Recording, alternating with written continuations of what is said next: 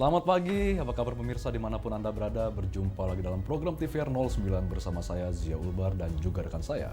Baik, bersama saya Angga Noktarini. Pemirsa, dalam 30 menit ke depan kami akan sajikan kepada Anda sejumlah berita nasional khususnya dari sudut pandang DPR RI sebagai referensi Anda dalam memahami dinamika politik, hukum, ekonomi, sosial, dan juga budaya yang ada di Indonesia. Dan pemirsa, inilah TVR 09 selengkapnya.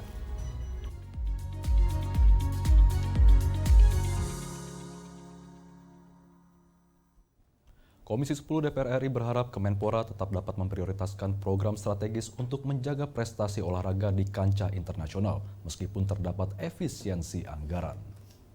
Anggota Komisi 10 DPR RI Habib Syarif Muhammad menyampaikan sejumlah catatan untuk Kemenpora terkait rekonstruksi anggaran.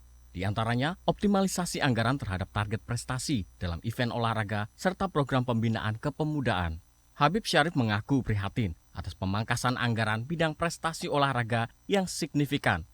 Kebijakan efisiensi anggaran hanya menyisakan anggaran 473 miliar rupiah dari pagu definitif 1,61 triliun rupiah. Habib Syarif berharap dengan anggaran yang terbatas, Kemenpora tetap memprioritaskan program strategis untuk menjaga prestasi olahraga di kancah internasional. Beberapa bulan terakhir ini, khusus untuk 2025, Kemenpora ini akan menghadapi 4 event penting. SEA Games, Asian Games, Olimpiade, dan kejuaraan Piala Dunia. Nah, dengan anggaran yang tersedia, itu kasihan kita, Kemenpora. Oleh karena itu, saya secara pribadi menyampaikan, ya kalau mau dilakukan langkah efisiensi, ya tidak lebih daripada 20%. Terakhir itu 55%. Nah, kemudian ada satu anggaran yang sangat memprihatinkan berkaitan dengan peningkatan prestasi atlet. Dari langkah efisiensi pada saat rekonstruksi malah dipangkas lebih jauh. Habib menambahkan, bidang kepemudaan Kemenpora juga mengalami pemangkasan anggaran dari pagu definitif sebesar 81,3 miliar rupiah menjadi 23,7 miliar rupiah. Padahal, sektor kepemudaan merupakan sektor yang perlu diprioritaskan, mengingat para pemuda merupakan generasi penerus bangsa. Fitian Aunila, TVR Parlemen, melaporkan. Ketua Komisi 1 DPR RI tegaskan adanya efisiensi anggaran. Kementerian Pertahanan dan TNI harus tetap perhatikan kesejahteraan para prajurit dan tetap berharap kondisi ekonomi Indonesia segera membaik sehingga alokasi anggaran bagi Kementerian Pertahanan juga kembali membaik. Komisi 1 DPR RI menyetujui efisiensi anggaran pada Kementerian Pertahanan Republik Indonesia dalam APBN tahun 2025 setelah melalui proses rekonstruksi oleh pemerintah. Ketua Komisi 1 DPR RI Utut Adianto menyampaikan efisiensi anggaran pada Kementerian Pertahanan dan TNI harus tetap memperhatikan kesejahteraan para prajurit. Menurut Utut, efisiensi anggaran yang cukup besar dapat mempengaruhi kegiatan pelatihan para prajurit.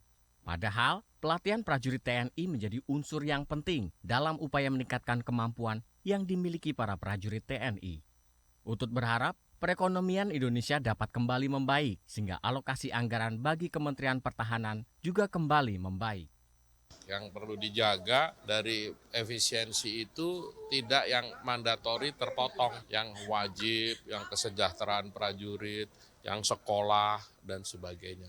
Jadi menurut saya mudah-mudahan ekonomi membaik, teman-teman TNI dan ketiga matra itu, Panglima dan ketiga matra dan Kemhan bisa kembali ke anggaran semula karena potongannya atau efisiensinya cukup besar, 29,6 triliun. Sementara itu, Wakil Ketua Komisi 1 DPR RI Ahmad Heriawan berharap Menteri Pertahanan dan Panglima TNI memiliki skala prioritas dalam penggunaan anggaran, khususnya terkait keamanan dan pertahanan negara. Meskipun anggaran sudah diefisiensikan, sudah diblokir, sudah dicoret sebagian, tapi tetap dengan anggaran yang ada, ya kita harapkan prestasi tidak berkurang bahkan lebih. Itu harapan kita ya, karena yang dicoret adalah hal-hal yang tidak berdampak luas. Helmi dan Gunarso, TVR Parlemen, melaporkan. Sekretariat Jenderal DPR RI bersama Koordinator Wartawan Parlemen mengkaji penerapan kebijakan DPR RI yang berlangsung di masyarakat. Kami akan hadirkan informasi selengkapnya, tetap bersama kami di TVR 09.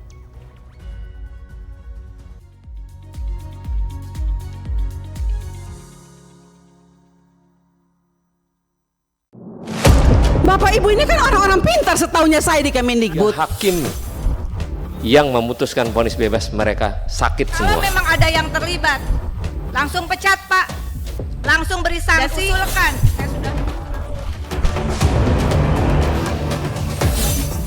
Saksikan dari ruang sidang hanya di TVR Parlemen.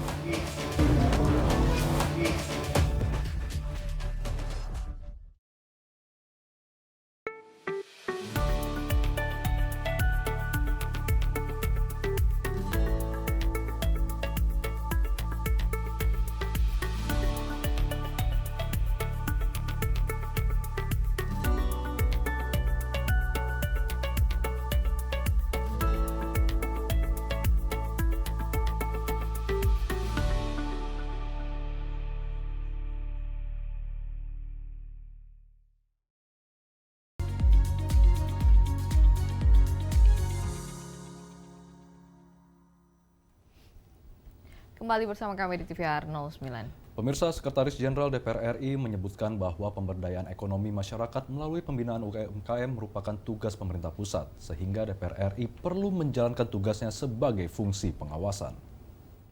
Sekretariat Jenderal DPR RI menggelar acara press gathering berlokasi di Bandung, Jawa Barat dengan menggandeng Komisariat Wartawan Parlemen melihat langsung penerapan kebijakan DPR RI yang berlangsung di masyarakat. Dalam sambutannya, Sekjen DPR RI Indra Iskandar mengatakan, sebagai lembaga legislatif, DPR RI memiliki peran kunci dalam merumuskan kebijakan dan regulasi yang mendukung pengembangan ekonomi lokal, menciptakan lingkungan yang kondusif bagi investasi dan pertumbuhan ekonomi daerah khususnya di Provinsi Jawa Barat.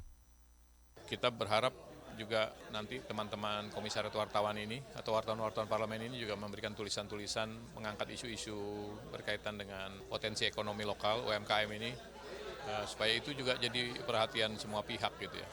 Ya sebenarnya kan berkaitan dengan pembinaan usaha UMKM mikro gitu ya, itu kan adalah tanggung jawab pemerintah ya. DPR dalam fungsi pengawasannya melihat seberapa jauh efektivitas dari pembinaan terhadap UMKM, pengusaha-pengusaha mikro gitu ya, super mikro. Jadi tentu kita berharap dengan wartawan Komisariat Parlemen ini ke sini, ke depan mereka juga bisa terus mendorong isu-isu lokal ini untuk tampil di dalam tulisan-tulisan mereka untuk menjadi perhatian dari semua pihak, bukan hanya parlemen tapi juga pemerintah pusat. Menurut Indra Iskandar, pemberdayaan ekonomi masyarakat melalui pembinaan UMKM merupakan tugas pemerintah pusat, sehingga DPR RI perlu menjalankan tugasnya sebagai fungsi pengawasan. Dari Bandung, Jawa Barat, Gunarso, TVR Parlemen melaporkan. Komisi 5 DPR RI setuju semua program efisiensi anggaran mitra kerjanya dengan catatan yaitu perlu adanya ketersediaan anggaran di sektor pelayanan publik dan subsidi angkutan umum bagi masyarakat. Komisi 5 DPR RI menyetujui efisiensi anggaran dan belanja mitra kerja pada pembahasan kedua untuk realisasi pagu APBN 2025. Hal ini sesuai dengan Impres nomor 1 tahun 2025 yang ditujukan kepada kementerian dan lembaga negara. Ketua Komisi 5 DPR RI Lazarus mengatakan komitmen pemerintah dalam melakukan efisiensi anggaran terhadap kementerian dan lembaga negara harus konsisten sesuai dengan kriteria karena ada sektor dan bidang strategis yang membutuhkan dukungan anggaran yang memadai. Ia menilai pelayanan publik dan subsidi angkutan umum bagi masyarakat perlu diperhatikan ketersediaan anggarannya. Efisiensi itu dilakukan berdasarkan Impres nomor 1 tahun 2025 kan ada 16 kriteria. Jadi kami berharap pemerintah konsisten dalam konteks itu gitu loh. Tapi setelah kami lihat waktu rapat beberapa hari terakhir kemarin, ada efisiensi justru menyasar di luar kriteria yang 16 itu. Termasuk pelayanan publik. Tapi alhamdulillah puji Tuhan ya tadi setelah dilakukan peninjauan kembali, bahasanya yang ke kami itu rekonstruksi anggaran. Tadi kami melihat seperti PSO di Kementerian Perhubungan, kemudian subsidi angkutan semua sudah teranggarkan kembali ya. Lebih lanjut, Lazarus menambahkan, pembangunan infrastruktur daerah terkait preservasi jalan harus menjadi perhatian dan catatan pemerintah karena bertujuan untuk merawat seluruh jaringan jalan nasional ke seluruh pelosok Indonesia. Ajib dan Tegar, TVR Parlemen melaporkan. Adanya pemangkasan anggaran yang signifikan sebagai salah satu penyumbang pendapatan negara bukan pajak terbesar. Komisi 12 DPR RI berharap seluruh program di Kementerian ESDM khususnya di sektor minerba dan migas harus tetap berjalan dengan efektif. Komisi 12 DPR RI telah menyetujui hasil rekonstruksi anggaran belanja Kementerian Energi dan Sumber Daya Mineral tahun anggaran 2025 sebesar 2,2 triliun rupiah setelah mengalami efisiensi sebanyak 42%. Wakil Ketua Komisi 12 DPR RI Sugeng Suparwoto mengatakan, meskipun mengalami pemangkasan anggaran yang signifikan sebagai salah satu penyumbang pendapatan negara bukan pajak terbesar, seluruh program di Kementerian ESDM, khususnya di sektor minerba dan migas, harus tetap berjalan dengan efektif. Tak hanya itu, Sugeng meminta Kementerian ESDM memberikan ekosistem investasi, meningkatkan lifting minyak dan gas, serta menyempurnakan regulasi. Nah, ini yang juga kita terus telusuri bahwa Kementerian ESDM adalah salah satu kementerian penyumbang PNBP, pendapatan negara bukan pajak terbesar. Dan PNBP yang dari pertambangan dan migas itulah yang juga akan terus kita perbesar. Dengan demikian, maka dengan anggaran yang ada akan kita optimalkan untuk menaikkan PNBP. Menaikkan PNBP dengan cara apa? Memberi ekosistem kepada investasi di hulu misalnya, hulu migas maupun pertambangan. Itulah memberi ekosistem dengan apa? Dengan insentif dan disinsentif di sektor hulu pertambangan. Diketahui, PNBP dari sektor minerba pada tahun 2024 sendiri mencapai 121,74 triliun rupiah atau 107,22% dari target yang ditetapkan, yakni 113,54 triliun rupiah. Andini Danjaya, TVR Parlemen melaporkan. Pada 22 Januari 2025, Presiden Prabowo Subianto menerbitkan Instruksi Presiden Republik Indonesia Nomor 1 Tahun 2025 tentang efisiensi anggaran, pendapatan dan belanja negara, serta anggaran pendapatan dan belanja daerah.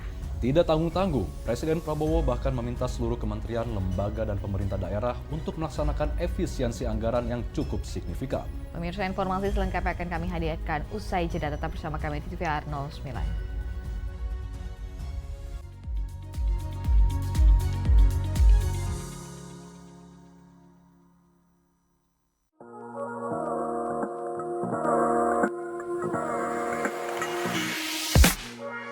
Kalau menurut aku, just do it.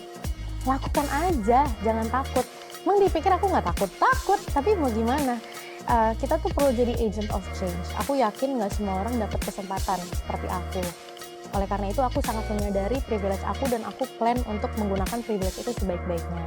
Tapi kalau misalnya teman-teman di luar sana ada juga yang pengen terjun ke politik, mungkin periode depan, lakukan aja. Seperti yang aku bilang tadi, masa depan tuh punya kita loh teman-teman. Oleh karena itu, mari kita jadi agent of change, agen perubahan untuk masa depan kita sendiri. Just do it.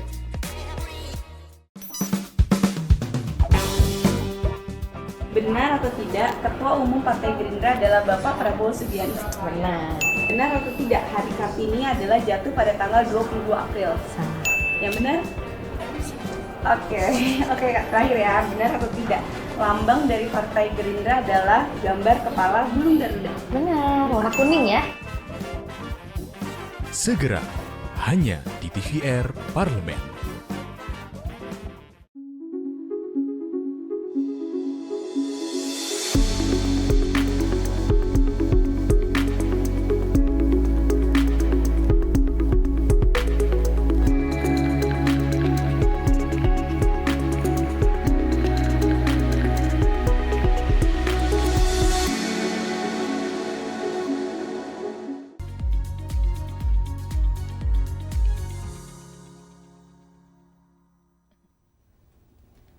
Kembali bersama kami di TVR 09. Pemirsa, DPR RI sejatinya mendukung langkah efisiensi pemerintah dengan catatan yaitu memberikan dampak positif bagi masyarakat luas. Salah satu catatan DPR RI adalah jangan sampai efisiensi anggaran mengganggu program yang berdampak pada lingkungan pendidikan dan meminta peninjauan ulang rencana efisiensi anggaran terhadap Badan Nasional Penanggulangan Bencana. Saksikan liputan mendalam yang telah dikemas oleh tim redaksi TVR Parlemen dalam segmen editorial Parlemen berikut ini.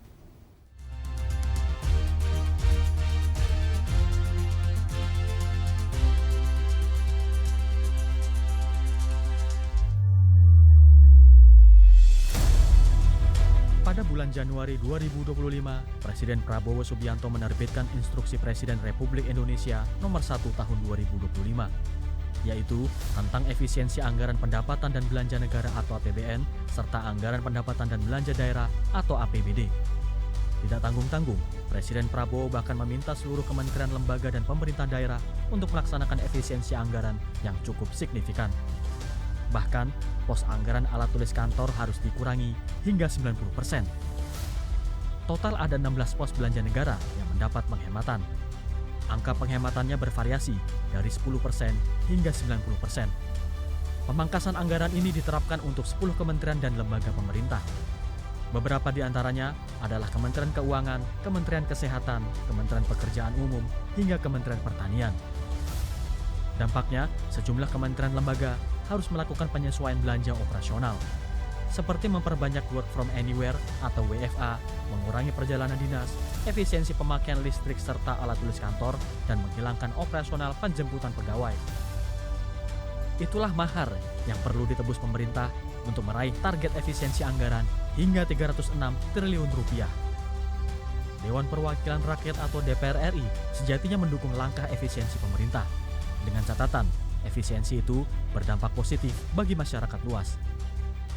Nah, dalam hitungan-hitungan kalau dilakukan penghematan untuk efisiensi seperti perjalanan dinas, alat-alat tulis kantor seperti itu, ATK kantor itu, dan penghematan yang lainnya itu bisa menghemat kurang lebih 360 triliun.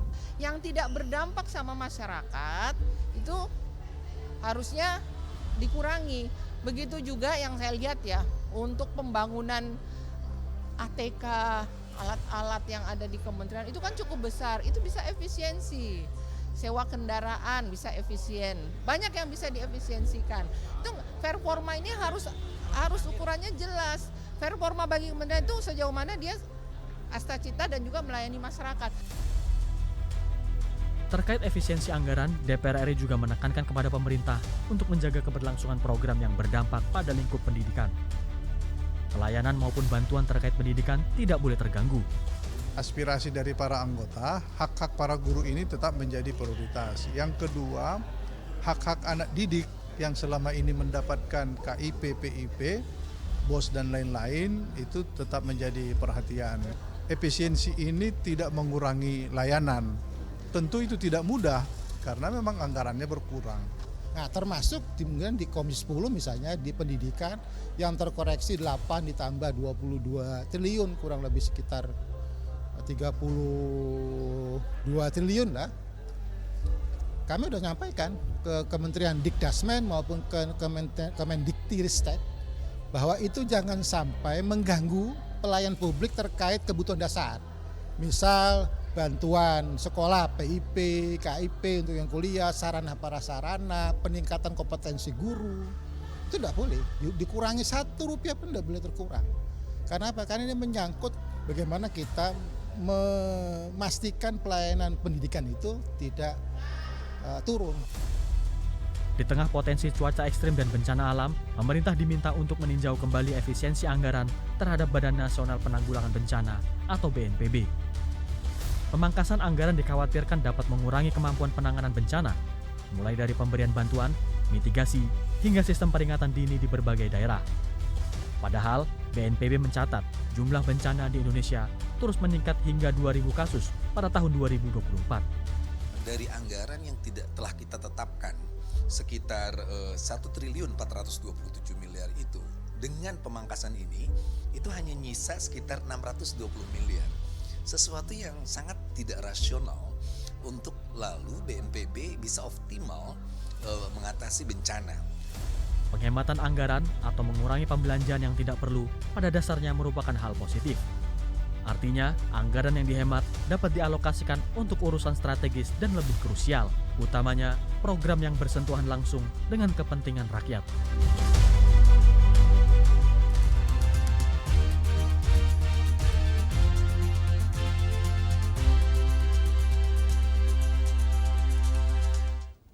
Kesempurnaan merupakan kata yang menggambarkan pesona Pulau Lombok. Pantai yang eksotis dan indah, Gunung Rinjani yang membentang luas, serta pesona bawah laut yang memukau mampu menghipnotis dan menjadikan Lombok sebagai salah satu destinasi unggulan di Nusa Tenggara Barat. Seperti apa pesona keindahannya pemirsa di wisata Pulau Lombok? Jangan kemana-mana, tetap bersama kami di TVR 09.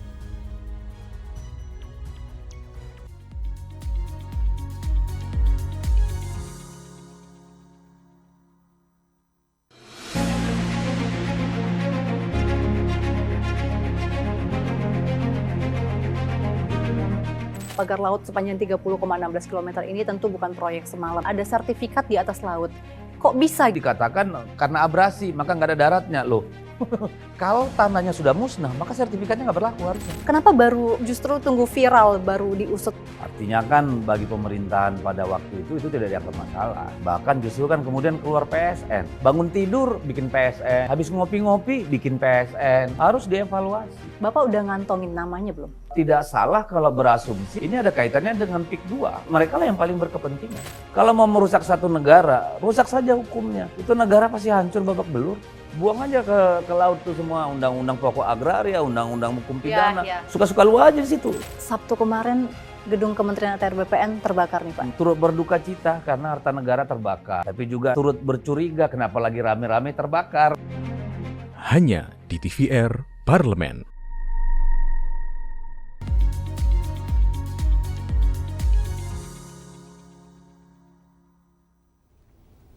Kembali bersama kami di TVR 09. Pemirsa, tidak hanya pesona pantainya yang eksotis, Pulau Lombok juga memiliki wisata Sembalun dan Senaru yang menyajikan hamparan perbukitan serta destinasi lainnya yang memanjakan mata. Selain itu, kehidupan masyarakat setempat hingga cerita unik Sembalun dan Senaru dapat menambah wawasan budaya dan juga membuat perjalanan wisata semakin berkesan. Tanpa berlama-lama, mari kita saksikan tayangan wisata Pulau Lombok, Sembalun dan Senaru dalam segmen Intips, Informasi dan Tips berikut ini.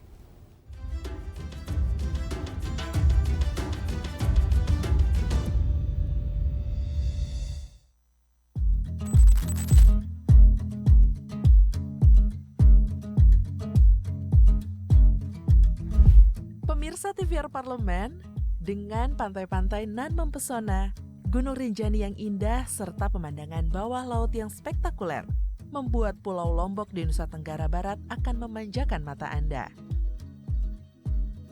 Tidak heran jika pulau kecil ini menjelma menjadi destinasi paling populer di Nusa Tenggara Barat. Kali ini kita ajak untuk berkunjung ke Sembalun. Dari ibu kota Mataram, Sembalun dapat ditempuh 2,5 jam perjalanan dengan mobil atau sepeda motor. Dengan berjarak 113 km perjalanan, akan melewati desa jalur pendakian Gunung Rinjani.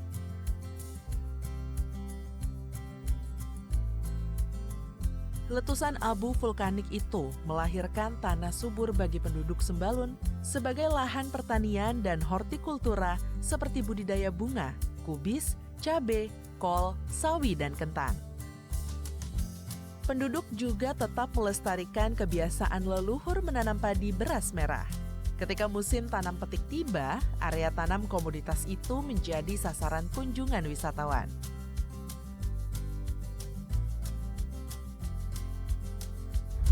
Selain Sembalun, kita akan ajak pemirsa juga berkunjung ke Senaru, khususnya ke Desa Adat Senaru. Desa ini terletak di Kecamatan Bayan, Kabupaten Lombok Utara. Ada banyak destinasi wisata yang bisa Anda temukan dan nikmati di desa ini. Mulai dari wisata alamnya yang menawarkan kesegaran alam, sampai wisata budayanya yang tak kalah menarik untuk disambangi. Bagi Anda yang pernah mendaki Gunung Rinjani, mungkin wisata Desa Senaru Lombok terdengar familiar ya? Benar sekali. Desa ini merupakan pintu masuk jalur pendakian bagi pendaki yang akan ke Gunung Rinjani yang sudah terkenal hingga mancanegara. Di kampung ini, Sobat Pesona bisa menemukan beberapa bangunan atau rumah adat khas Lombok. Bentuk rumah-rumah di kampung tradisional ini umumnya seragam, yaitu terdiri dari 4 tiang atau 6 tiang. Fondasinya terbuat dari batu atau tanah liat, sedangkan bagian tiang, pintu hingga dindingnya terbuat dari bambu dan beratap alang-alang. Nah, bagaimana pemirsa TVR Parlemen? Apakah pemirsa tertarik untuk kembali berlibur ke Pulau Lombok? Ada banyak sekali ya potensi wisata yang bisa Anda kunjungi.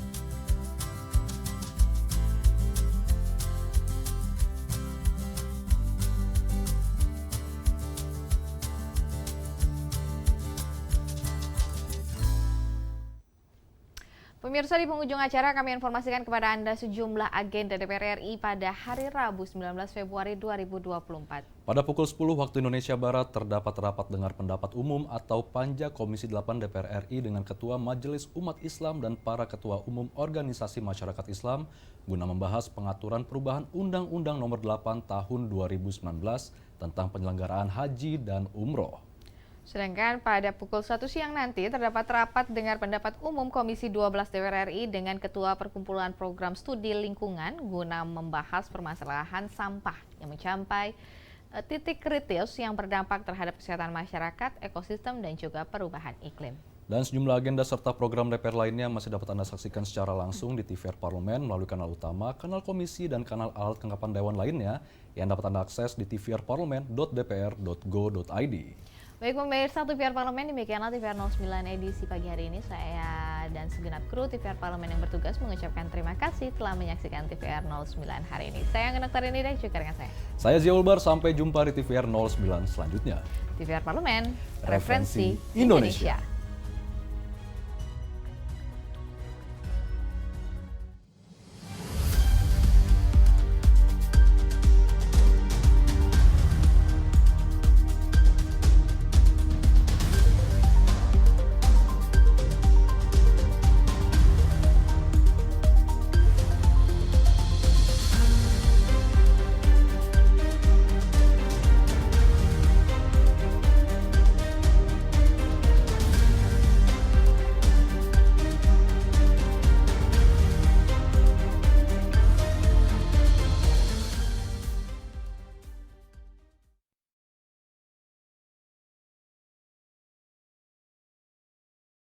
Ayah.